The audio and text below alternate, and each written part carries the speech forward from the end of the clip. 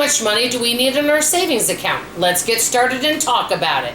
The experts say we need 3 to 6 months of income/bills in our savings. Is that enough? Is it more than we need?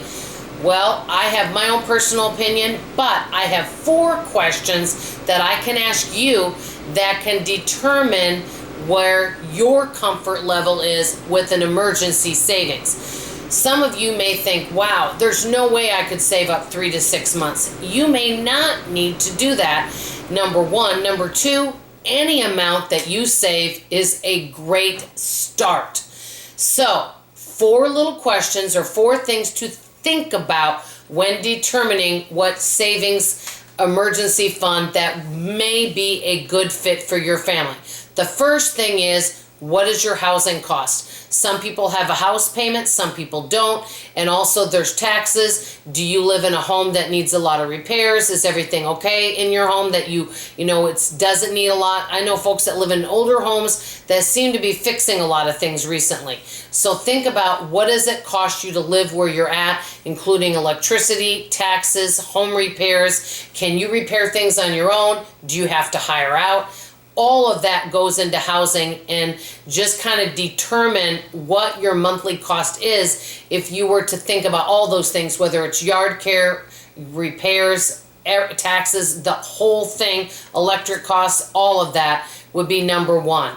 That may help you to determine how much you feel with your comfort level. Number 2, and this is personal, but what is your health like and what is your family's health like? Some things are included in insurance, some things aren't. Are your health costs expensive? That may be something else that would help you determine how much for an emergency. Number 3, transportation. Do you have no vehicles? I know somebody that shares a vehicle with a loved one, and they live nearby, and they share it together, and they share the expenses. So that can really help save on costs. Some people don't have a vehicle at all. They have an electric bike or a little scooter, or they just live close enough to walk to things. So what does your transportation cost you?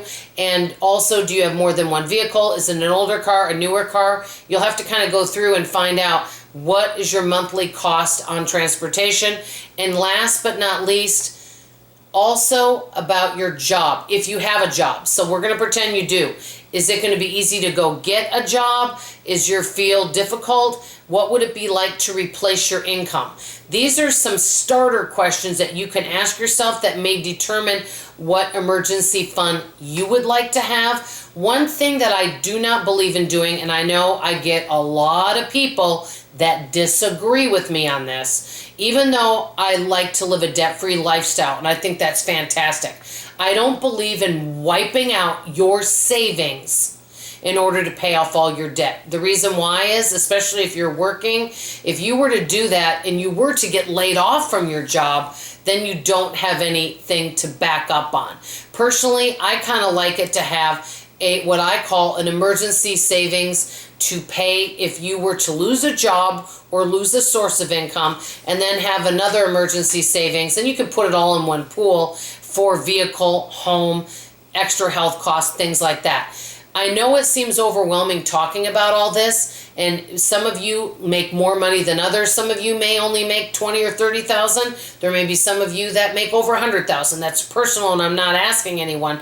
But that being said, it really depends on many factors to determine where your comfort level is. But just even having an extra $500 in a savings account, anything that you can put together can be really helpful. For my family, I like to have 1 year of bills in my savings, so that way if something were to happen, it does give me some wiggle room, especially with having to buy a vehicle, some hospital bills that were not covered by insurance, and other little things that come up. We're looking at now having to buy a new refrigerator.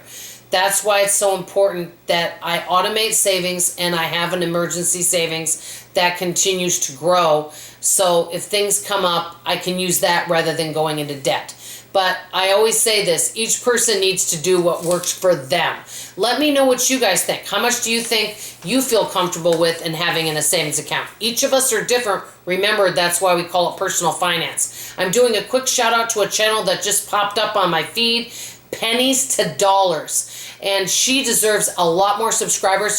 Her name is Bonita. She does all sorts of frugal living videos that I know you're going to really love. I'm going to link her channel below. Go check out her videos. Let her know Money Mom sent you.